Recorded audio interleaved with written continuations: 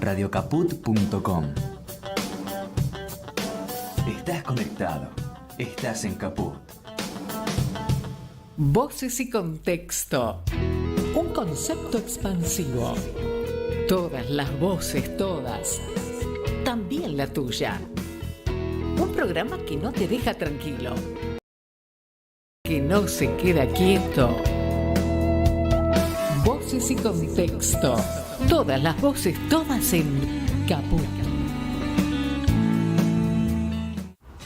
Buenas tardes, amigos. Estamos en una nueva emisión de Voces y Contexto a través de la web de Radio Caput, www.radiocaput.com.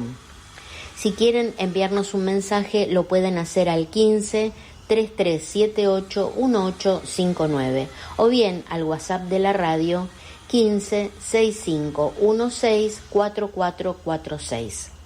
Durante la semana seguimos en contacto a través de todas las redes sociales, Facebook, Instagram y Twitter de Voces y Contexto. Si quisieran escuchar los audios de todo nuestro ciclo completo, lo pueden hacer en nuestro canal de YouTube, Voces y Contexto Radio. También están disponibles todas las entrevistas, notas y comentarios escritos en nuestro blog, que es www.vocesycontexto.blogspot.com. Aquí nomás, ya comenzamos el programa de hoy.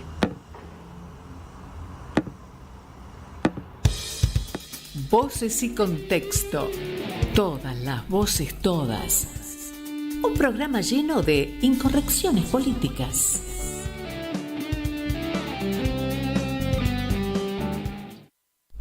Buenas tardes, amigos. Estamos en otra tarde aquí en Radio Caput, en el estudio Chicha Mariani, en otra emisión de Voces y Contexto. Hoy vamos a tener un invitado muy especial, por cierto. El invitado es Horacio Tarcus. Él es historiador y es director del Centro de Documentación e Investigación de la Cultura de Izquierdas. Y va a ser muy interesante porque nos va a contar qué es esta entidad tan increíble, ¿no? tan meritoria que es el CEDINCI. En un instante volvemos. Voces y contexto. Todas las voces, todas. Un programa lleno de incomodidades políticas. ¿Qué tal, Horacio? ¿Cómo estás? Muy bien, muy contento de estar aquí con vos otra vez. Bueno, a mí me alegra mucho también. Creo que esta es la tercera visita que haces, por lo menos la tercera. Así que, bueno, pero no es que el público solamente se renueva, sino que se renuevan y mucho y con una gran intensidad las actividades del CEDINCI. Tengo noticia, como muchos de nuestros oyentes, de esta cosa increíblemente oportuna que fue la mudanza acá en el microcentro, en la calle Rodríguez Peña, del CEDINCI. ¿Nos podés contar un poco cómo se gestó esta nueva sede? Bueno, mira, brevemente la historia es así. Nosotros estábamos incorporando las donaciones que recibíamos con mucha regularidad, libros, folletos, periódicos, revistas antiguas. Nosotros reunimos material histórico, ¿no? En principio recibíamos material de las diversas izquierdas en su pluralidad, pero claro, a lo largo de 25 años, imagínate, se fue ampliando el espectro porque, bueno, las bibliotecas de la gente de izquierda tenían de todo. Entonces, la gente de izquierda seria leía al centro, leía a la derecha, leía el radicalismo, leía el peronismo, y además se fue ampliando también el universo geográfico, porque al principio reuníamos material argentino, pero claro, enseguida empezó a llegar material chileno, material uruguayo, material del exilio paraguayo en la Argentina y después material del propio Paraguay y de Brasil, y mucho material de México, porque hubo exilios respectivos. Bueno, la historia es que hace 3 o 4 años nuestra sede estaba que explotaba. Sí, si me permitís que te interrumpa, yo fui justamente hace unos 3 años, no, un poco más, 4, y a la sede en Flores, a la hermosa, acogedora casa en Flores, y uno tenía la sensación de que en cualquier momento algo crujía, porque uno tenía la sensación de que estaba llena la casa de libros y otros documentos, ¿no? Es así, mira, nosotros habíamos colonizado el último espacio, ya no nos quedaba rincón donde guardar, algunas paredes que tenían cuadros, nos habían donado artistas plásticos, hijos de artistas, nos habían donado obra y teníamos que guardar la obra, ponerla a buen resguardo, porque ahí había que montar otra biblioteca. Claro. Y los libros estaban del piso al techo, los archivos lo mismo. Bueno, y también se tornaba un poco incómodo para los investigadores. Nosotros tenemos un promedio de 15 lectores por día. Y a veces vienen, no sé, 4 de la mañana, 4 del mediodía, 4 de la tarde. Pero como eso es muy difícil de planificar, a veces había 15 al mismo tiempo y estaban un poco codo con codo. Claro, aparte, bueno, el que concurre al CEDINSI no va a hacer una lectura superficial, probablemente se queda horas. Así es. Y probablemente va varios días. Mira, normalmente es así. Tenemos investigadores que vienen del interior de la Argentina, o que vienen de muy lejos de capital o de provincia, y muchos investigadores del exterior. A veces vienen solamente porque nosotros tenemos un fondo de archivo que es crucial para su tesis de maestría, de doctorado, y se instalan en un hotel cercano y vienen desde que abrimos hasta que cerramos. Qué bárbaro. Entonces, claro, ese lector quiere aprovechar al máximo su estadía en Buenos Aires. Y bueno, entonces siempre hubo muy buena disposición, todo el mundo comprendía la falta de espacio, no era mala voluntad de nuestra parte, pero la verdad que estábamos totalmente desbordados. Estaban chicos, les tiraba la sisa. Tiraba la sisa, exactamente, estrechos de sisa, como diría mi abuela. Bueno, la cosa es que nos pusimos a buscar posibilidades de sedes a través de alguna herencia vacante, de esas que a veces recibe la ciudad de Buenos Aires o la nación, porque bueno, hay gente que no tiene descendencia y hay determinados inmuebles que los administra el Estado, tanto de la ciudad como el Estado Nacional, y que los podría otorgar a entidades de bien público. Pero el problema es que los que nos ofrecieron, tanto a nivel ciudad como a nivel nación, estaban muy deteriorados, pero muy deteriorados, al punto de que cuando hicimos evaluar un par de espacios que nos ofrecían, unos arquitectos amigos nos dijeron: mirá, esto va a costar más caro que comprar un terreno y levantar un edificio. O sea, estamos hablando... Claro, la estructura es fundamental, ¿no? Claro, fundamental. Y además tiene que tener ciertas condiciones, porque para albergar papel tiene que ser un lugar que no sea húmedo, tiene que haber poca luz, hay toda una serie de condiciones que si el local no las tiene es muy difícil reponerlas. O sea, es posible, pero con mucho dinero atrás. De modo que bueno, buscamos, hicimos solicitadas, pidiendo a las autoridades nacionales de la ciudad. El respaldo de la gente fue incondicional, o sea, todo el mundo avaló, firmó, tanto a nivel local como a nivel internacional. Y destaco esto de modo transversal, ¿no? Porque nosotros, prestamos un servicio público a la sociedad argentina y a la sociedad en general.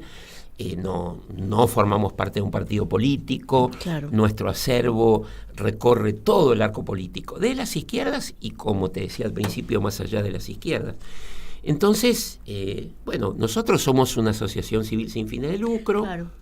Y en condición de tal pedíamos el lugar. Bueno, no lo encontrábamos y de pronto hace 2 años sucedió algo que todavía nos causa sorpresa. Providencial, ¿no? Providencial, realmente providencial, aunque uno no crea en la divina providencia. Mira, sucedió esto, nos avisa una amiga de la institución que el Estado alemán, en medio de la pandemia, había lanzado un subsidio para ONGs de América Latina que necesitaran comprar una sede, que no tuvieran sede o necesitaran mudarse.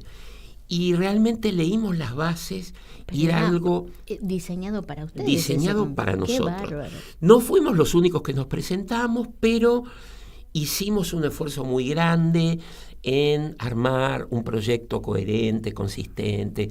Pedimos avales de todo tipo, a nivel local y a nivel internacional. Contamos nuestra historia, que estábamos funcionando hacía casi 25 años. Mostramos fotos de nuestro acervo, señalamos que el archivo tenía un alto valor, pero al mismo tiempo corría riesgo en la medida en que todo estuviera tan apretujado.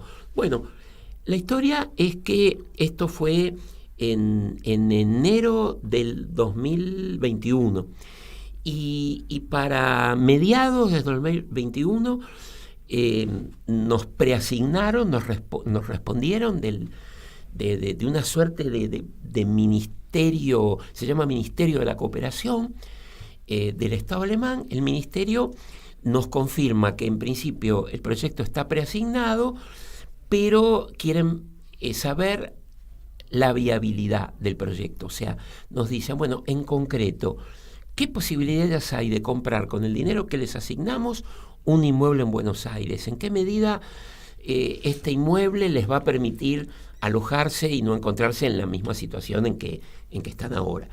Bueno, entonces en medio de la pandemia salimos a ver inmuebles con el riesgo que conllevaba la pandemia y al mismo tiempo te diría la ventaja relativa de que los inmuebles, sobre todo de estas características, inmuebles de 900 metros cuadrados, 1000 metros, 1200 metros cuadrados, estaban muy baratos porque era muy difícil que alguien emprendiera proyectos de esa magnitud. Entonces vimos escuelas que habían cerrado, teatros que habían cerrado.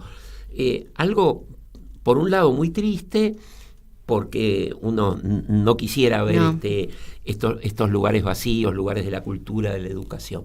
Pero digamos, en términos relativos, bueno, esto nos permitía mostrar la viabilidad del proyecto. Y encontramos una casa, un edificio que está cumpliendo 100 años justamente ahora en el 2023, que está en Rodríguez Peña 356 y que durante muchos años, durante décadas, había sido sede de una facultad, entonces de la Facultad de Psicología de la Universidad de El Salvador.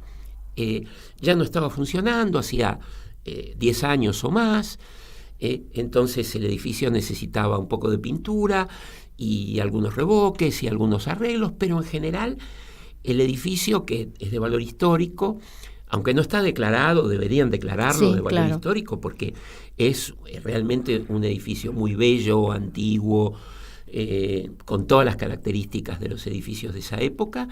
Y bueno, pudimos acordar con el dueño, de modo que el Estado alemán compró directamente a la Compañía de Jesús, le compró el inmueble y lo puso a nuestro nombre. Nosotros, el inmueble es nuestro, salvo que nosotros no lo podemos vender. Es un acuerdo que está muy bien, me parece muy razonable por parte del Estado alemán.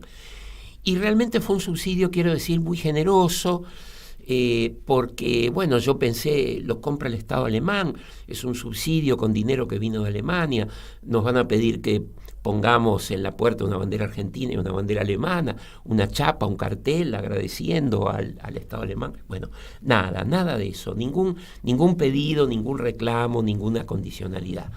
Y quiero mencionar un reconocimiento especial a la Fundación Ebert, que es la Fundación Ebert, es la fundación vinculada al Partido Socialista Alemán, que es el partido más antiguo del mundo, ¿no? Fundado en 1875, que de algún modo nos apadrinó. O sea, la fundación fue la que presentó el principal aval ante el Estado alemán, porque nosotros ya teníamos un vínculo de muchos años con el equipo de la Fundación Eber de América Latina y concretamente de Argentina, vínculos de solidaridad, de intercambio, de colaboración, y bueno, con el respaldo de ellos y con el aval, te digo, de personalidades de la cultura, conseguimos este edificio que nos da una estabilidad y una tranquilidad enorme, porque bueno, cuando el edificio es alquilado siempre está el riesgo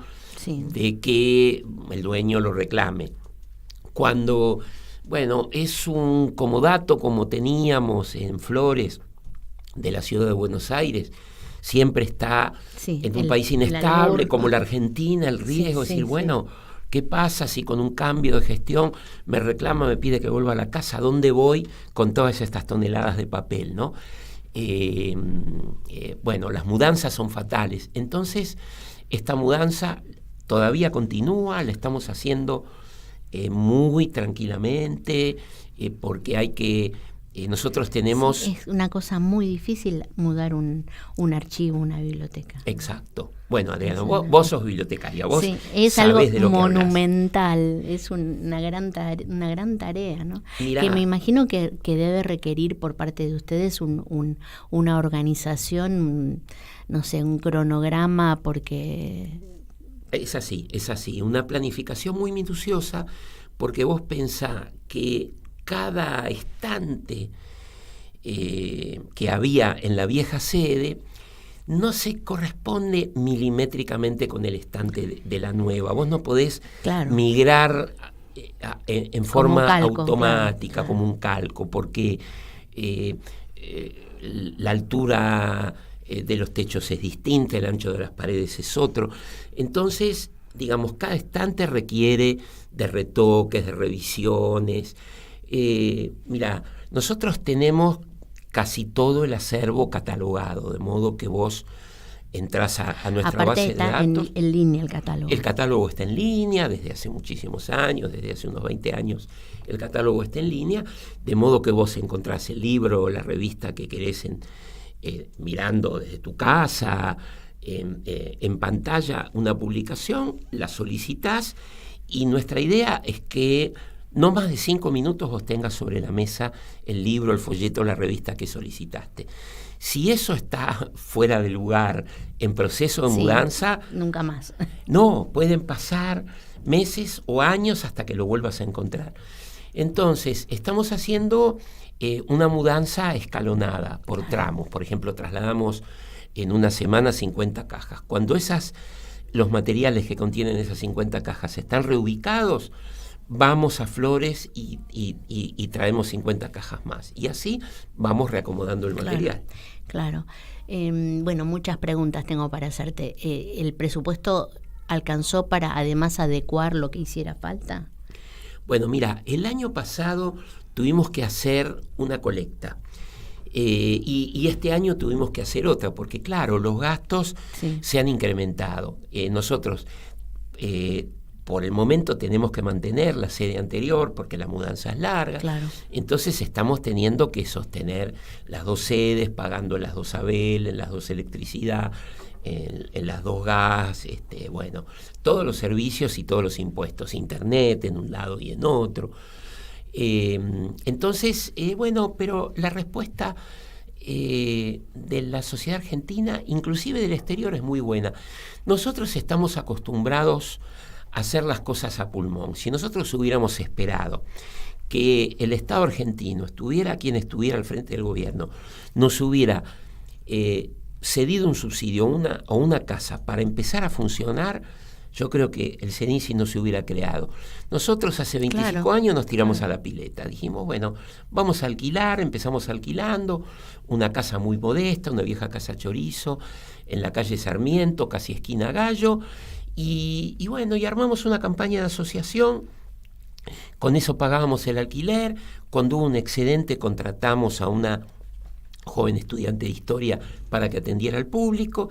Y bueno, a medida que crecía el número de socios y de aportantes, fuimos ampliando la cantidad de de personas que integraban el equipo técnico, hasta que en 2010 hicimos un convenio con la Universidad de San Martín. Eso te quería preguntar, claro. Eso fue fundamental, eso nos permitió consolidar un equipo, claro. Porque el equipo, claro, cuando vos te autogestionás y en el medio tenés inflación, hiperinflación, crisis 2001, porque el CEDINSI atravesó todas las crisis económicas, políticas y sociales de estos últimos 25 años. Entonces, digamos, la estabilidad de una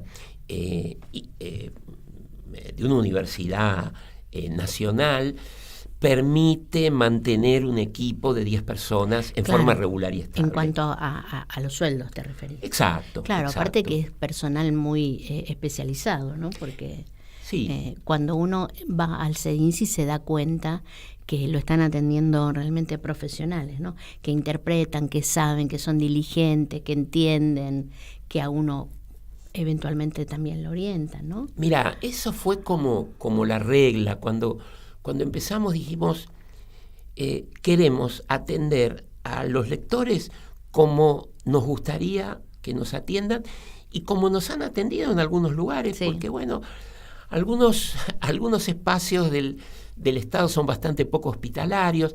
A mí no me gusta, evito al máximo, y todo el equipo lo hace, decir, volvé mañana, volvé la semana que viene, te lo busco, voy a ver. Mira, yo creo que cuando hay un patrimonio que es un patrimonio público, y el de las asociaciones civiles lo es, porque nuestro patrimonio ha dejado de ser privado. Si nosotros cerráramos el CEDINSI, no podríamos reprivatizar las colecciones. Las colecciones tendrían que pasar a alguna instancia del Estado o otra asociación civil. Entonces, digo, cuando nosotros recibimos de un donante, cuando nosotros patrimonializamos documentos de valor histórico, estamos ante la obligación de prestarlo y prestarlo en condiciones. Decir, mirá, no lo encuentro, no sé, vuelve mañana, mira, hoy no te puedo atender, y mira, no corresponde. Claro. Puede suceder que se te traspapeló un papel, un libro, a todos nos pasa, a todos nos ha pasado alguna vez, pero digo, hay una voluntad de decirte, mira, esto nosotros no lo tenemos, pero mira, fíjate, entra al catálogo de Biblioteca Nacional, fíjate acá, entra al catálogo de Biblioteca del Congreso. Claro, el asesoramiento, claro. El asesoramiento. Nosotros tenemos, además, muchas, estamos conectados a un montón de bases de datos y tenemos viejos catálogos impresos. Entonces, tratamos de asesorar al lector, decirle, mira, en un viejo catálogo esto figura que estaba, no sé, en la Biblioteca Juan B. Justo, esto figura que estaba en tal biblioteca popular. Anda acá con base a esta información precisa. Claro, ¿no? Claro. Y le damos la dirección, le damos la página web cuando existe, el teléfono, si hay un nombre de contacto, un nombre de contacto. Claro. Entonces, no sé, buscas una publicación obrera. Nosotros tenemos mucha prensa obrera histórica, ¿no? La más antigua es de la década de 1880, pero puede ser que haya un tomo de la prensa ferroviaria que falta o de los obreros madereros que no está. Entonces decimos, bueno, probá la CGT, claro. Que tiene tal horario, que te atiende tal persona. Intentamos... Sí, lo que uno siente es que el personal que lo atiende, bueno, como que está de alguna manera está involucrado, ¿no? Con la investigación o con la atención. No es lo mismo que a veces, bueno, salvando las distancias, a veces uno va a una biblioteca o también a una librería, ¿no?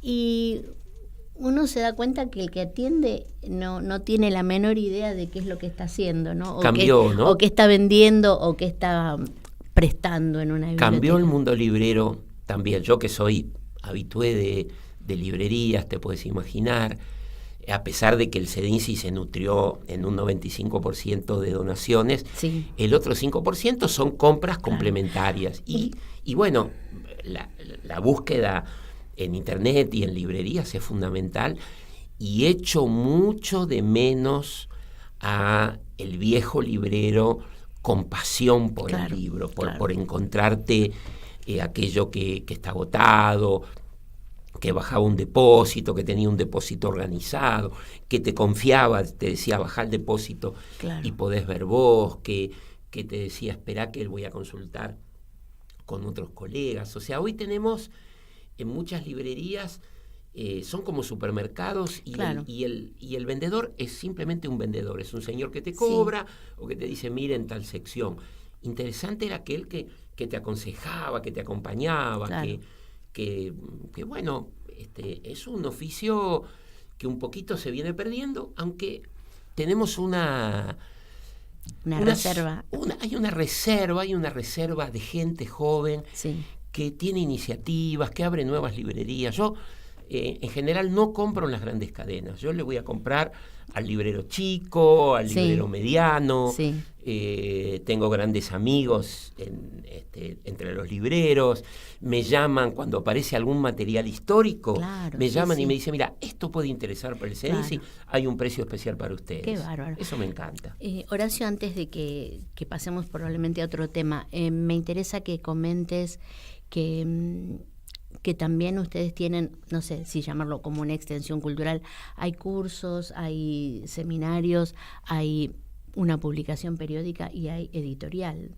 Sí, una pequeña editorial. Bueno, mira, intentamos en forma paralela a la atención al público de la biblioteca, la hemeroteca y el archivo.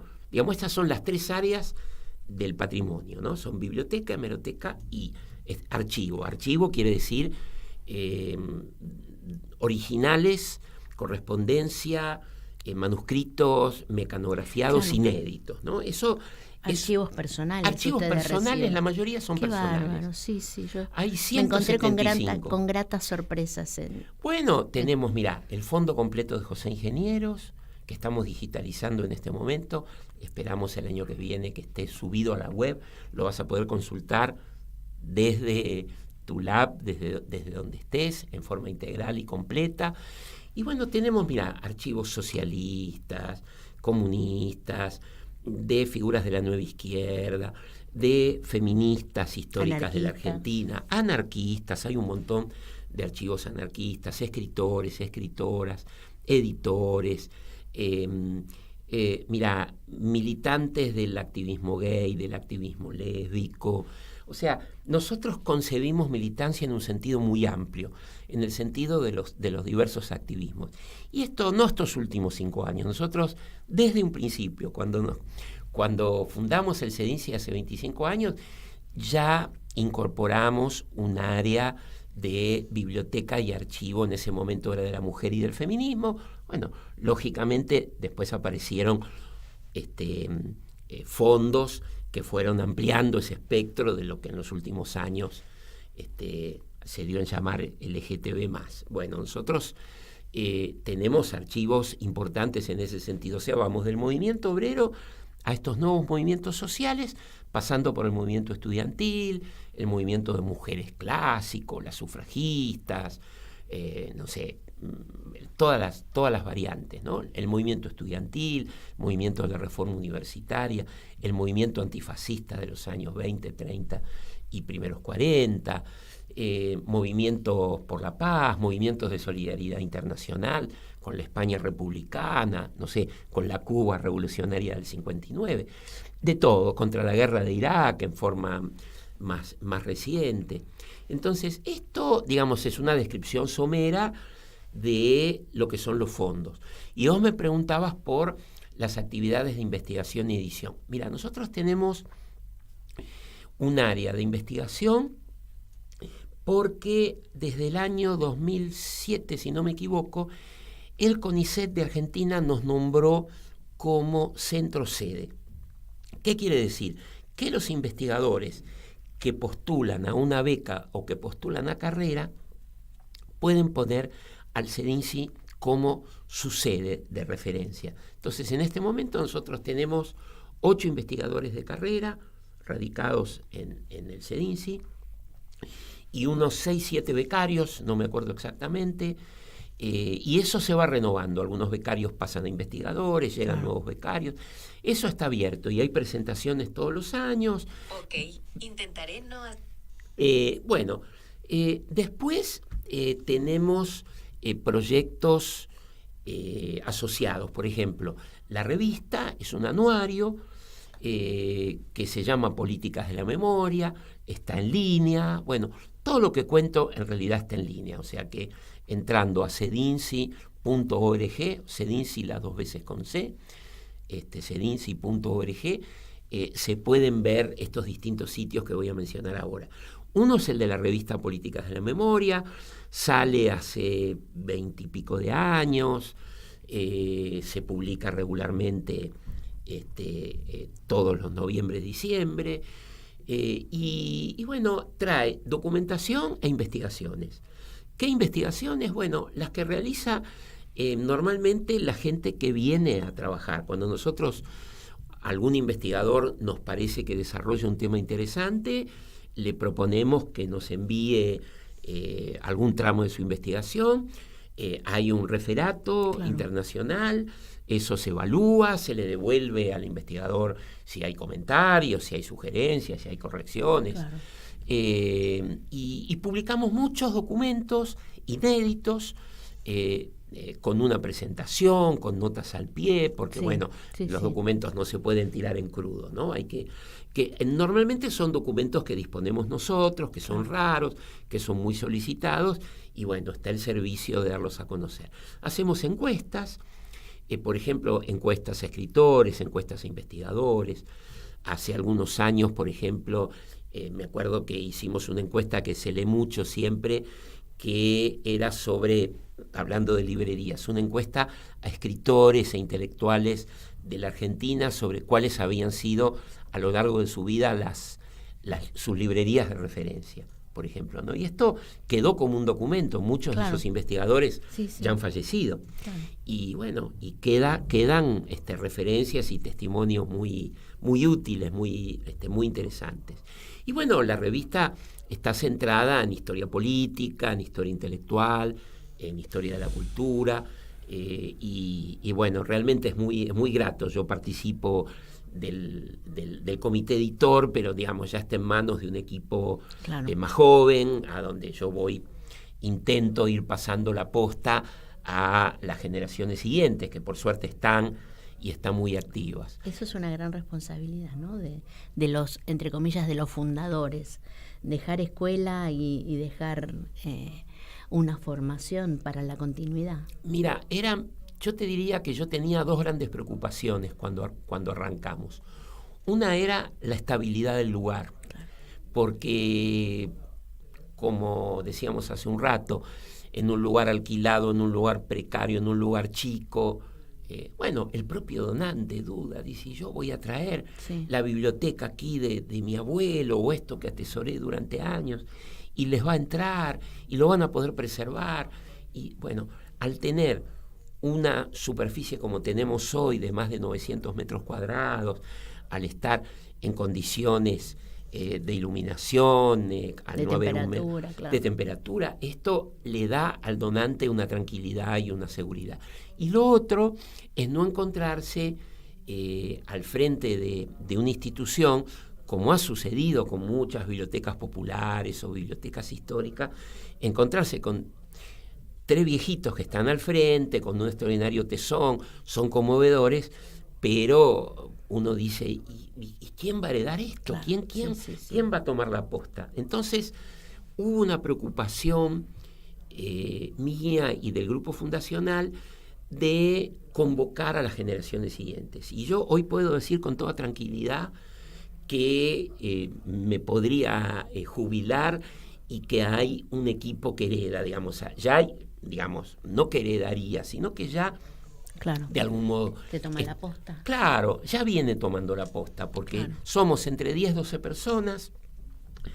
El equipo, yo tengo 67 años y soy el mayor, me siguen 2 personas que tienen entre 50 y 51, y después todos tienen entre 30 y pico y 40 y pico. O sea que ahí hay todavía un amplio margen por delante, y espero que lleguen chicos más jóvenes y que ojalá se pudieran incorporar al equipo de trabajo, gente que tenga 20 y pico, estudiantes de historia, ciencia política, de filosofía, de historia del arte. Yo pienso que debe ser como, no sé, como un sueño dorado, ¿no? Poder, suponete, un documentalista, un historiador, un investigador, trabajar en el CEDINCI.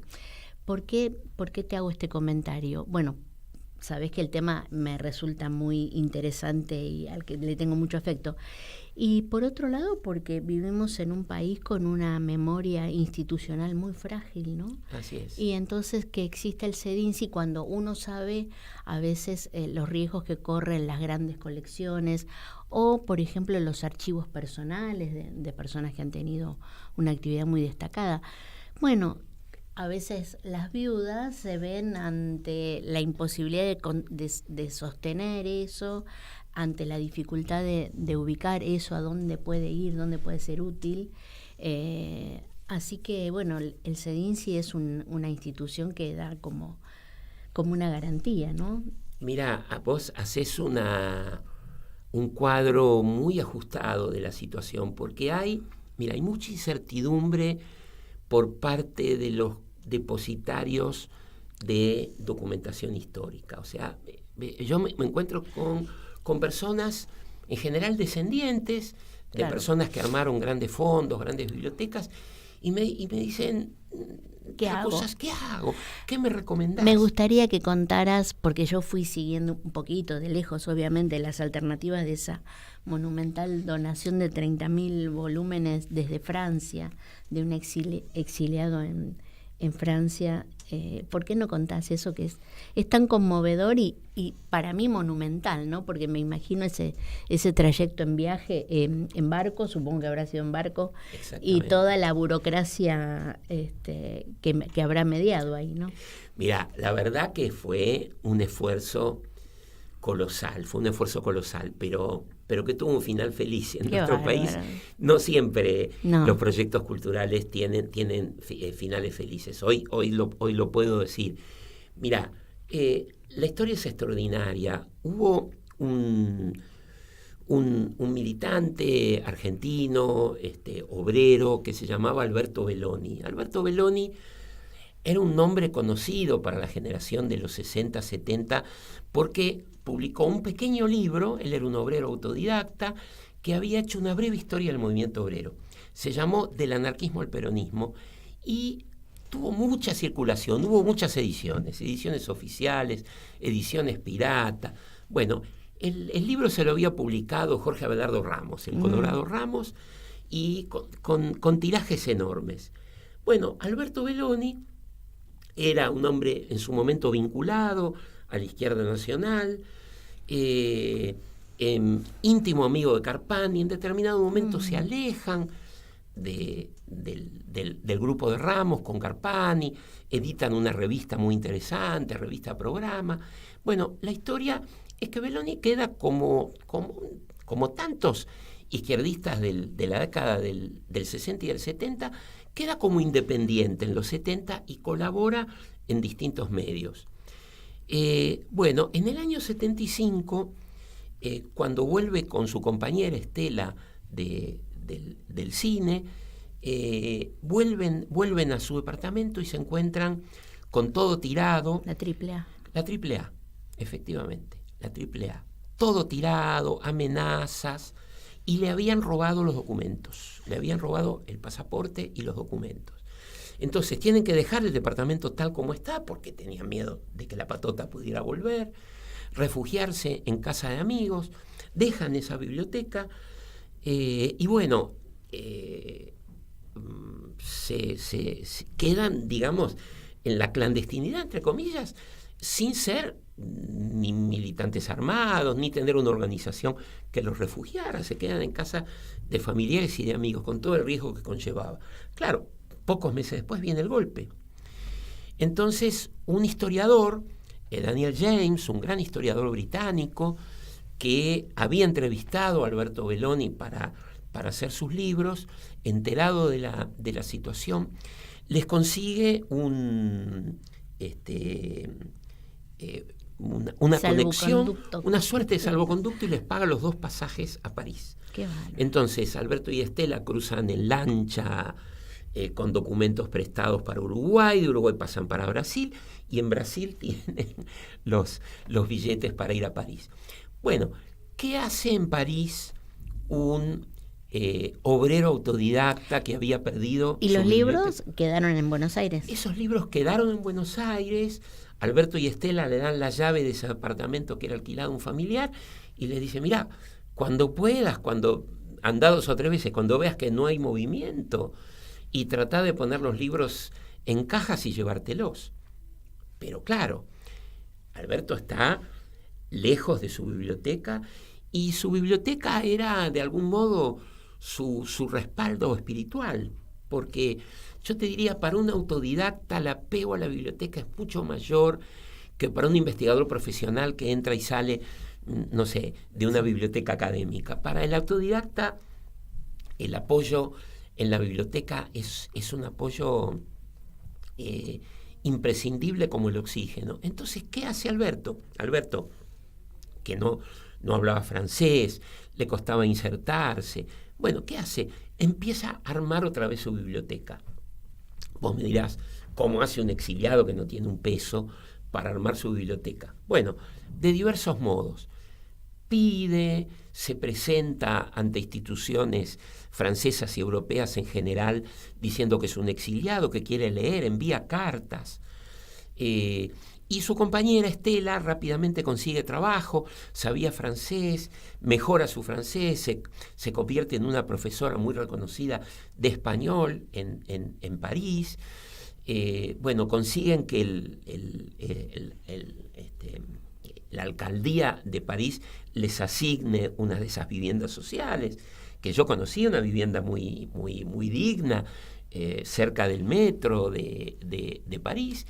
Y bueno, Alberto trabaja de modo irregular, en limpieza, en lo que puede, está poco, no le cuesta adaptarse, pero lee incansablemente y arma una biblioteca monumental. Esa biblioteca crece cuando en el 82, 83, 84 vuelven los exiliados, porque los exiliados claro. vuelven, los que vuelven bajo la dictadura no vuelven con libros, porque no saben con qué se van a encontrar. Se pueden encontrar una sorpresa en Ezeiza. Vaya si le encontraron. Exactamente. Entonces, ¿qué hacen? Ven a quién dejársela. ¿Y quién está dispuesto a recibir toda biblioteca y toda colección de papeles? Alberto Belloni. Que es como el alter ego de un Horacio Tarcus allá. Sí, totalmente. Qué lindo, qué bien. Es un personaje, somos personajes muy parecidos, con diferencia de una generación, pero el apego al libro, a la documentación, bueno, yo tuve la suerte de poder hacer estudios integrales, no tengo un origen obrero, mi padre era médico, o sea, en ese sentido la situación es distinta.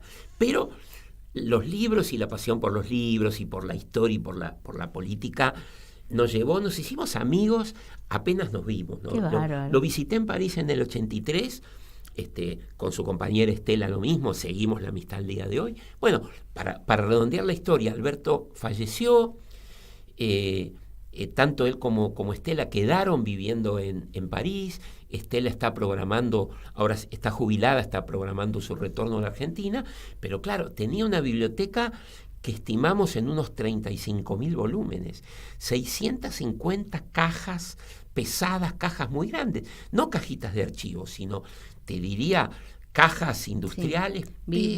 Vi fotos en ¿Has visto la las página? fotos? Bueno, creo que todavía me duele la espalda de cargar esas cajas, porque parte las he tenido que cargar. Bueno, la historia es que Estela me llama en determinado momento desde París, me dice: Horacio, quiero volver a la Argentina, ya me jubilo, quiero estar con mis amigos, con mi familia, y me dice: quiero donar la biblioteca al Zerinci. Me dice: yo estoy dispuesta a pagar el embarque, te pido si el Zerinci se puede hacer cargo de toda la gestión burocrático-administrativa. Bueno, por supuesto le dije que sí, no sabía en lo que me metía porque fue un esfuerzo descomunal, fue un esfuerzo, te digo, porque yo entiendo que las aduanas tienen que vigilar que no haya contrabando, y me parece muy bien, pero en este caso era tan obvio y tan evidente que este era un material que iba a ser, ¿no?, parte de un patrimonio argentino repatriado. repatriado de Sí. modo simbólico, Sí, sí, porque sí. muchos libros son libros argentinos y muchas publicaciones son publicaciones argentinas, sobre todo producidas por argentinos en el exilio. Son muy difíciles de consultar aquí o directamente te diría Imposible, claro. imposibles. Y después hay mucho material que reunió un exiliado argentino sobre la historia del movimiento obrero europeo, de la Comuna de París para acá.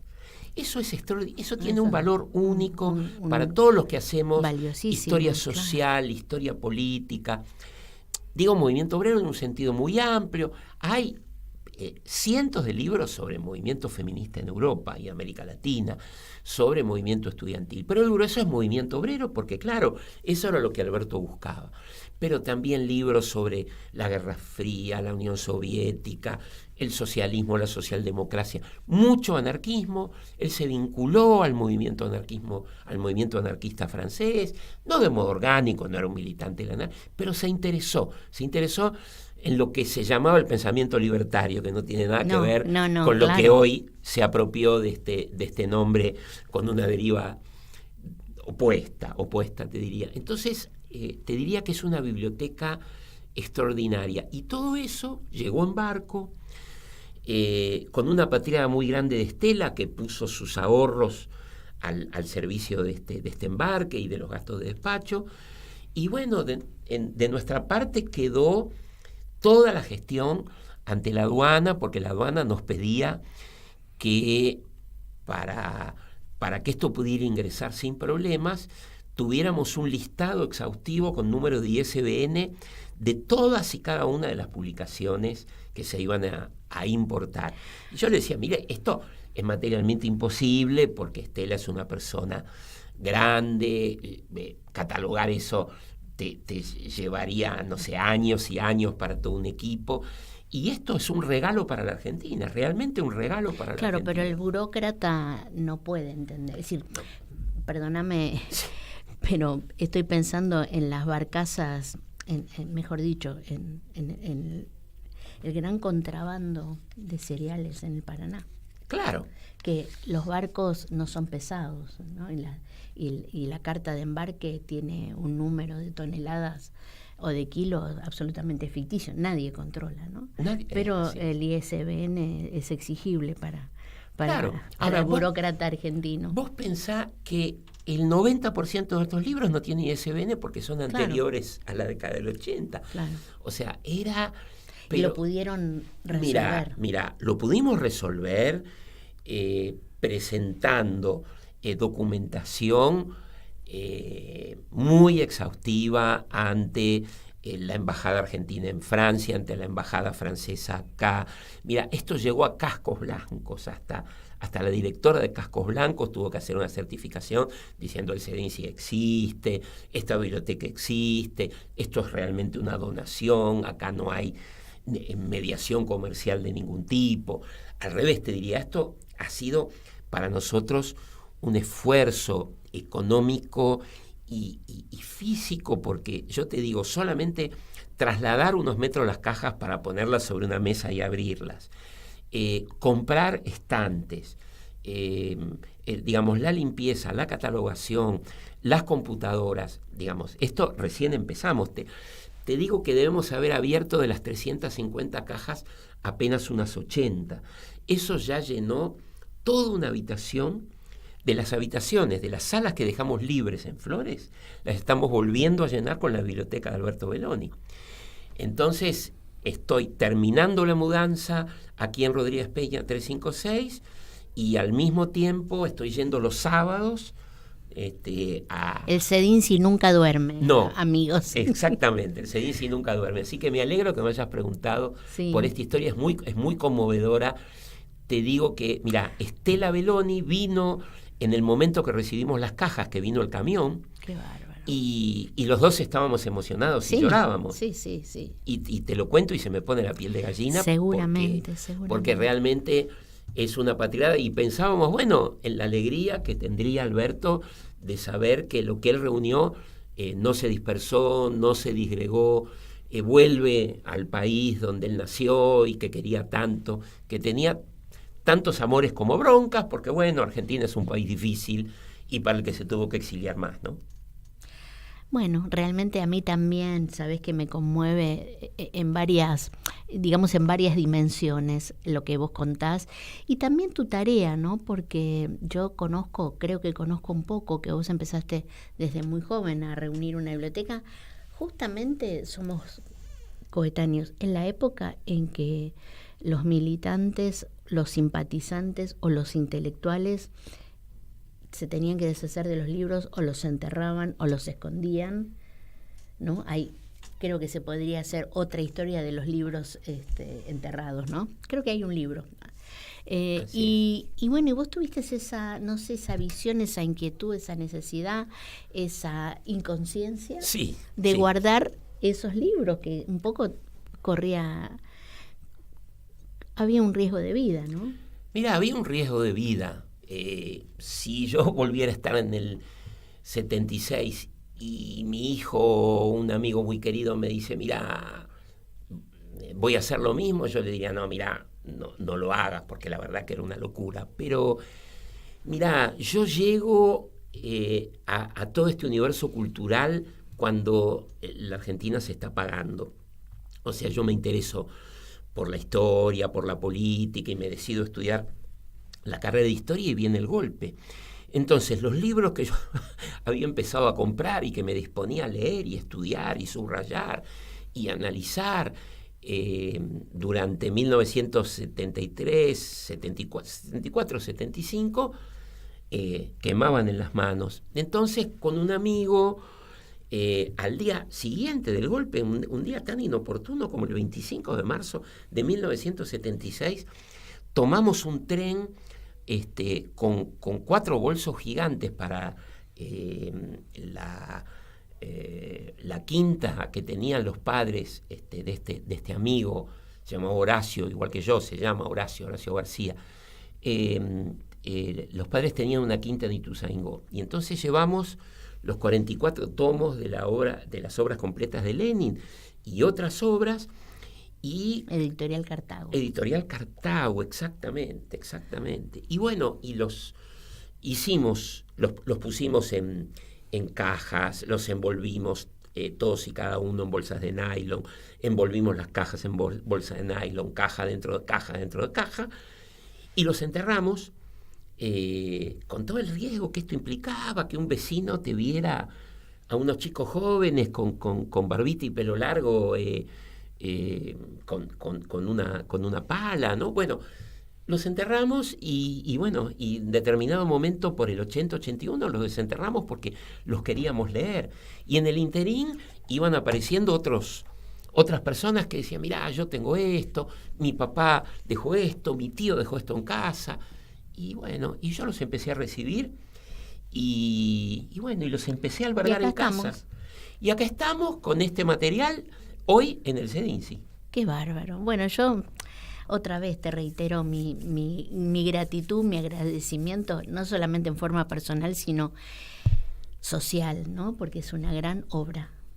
Te agradezco muchísimo, Diana. Muchas gracias. Y bueno, y otro día tenemos que hablar de tus últimos libros, que sé que escribiste algo muy, muy interesante. ¿Podés decir el título del último?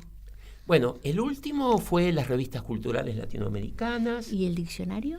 Bueno, el diccionario biográfico de las izquierdas ya tiene un tiempo, estoy preparando una segunda edición. Uh-huh. Y publiqué además por Fondo de Cultura 4 biografías de socialistas románticos del siglo XIX en la Argentina. Bueno, ¿se consiguen? Se consiguen a través de los socialistas románticos, los editó Fondo de Cultura.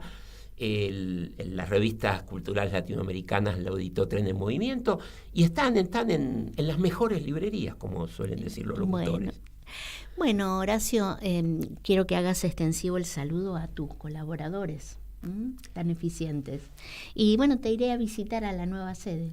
Te espero y espero a los oyentes que quieran venir, repito, Rodríguez Peña 356, y para comunicarse con nosotros, para aportar, donar documentos, fotografías, afiches, volantes, lo que tengas en tu casa sin uso, se puede usar, lo usamos los investigadores y queda para el futuro.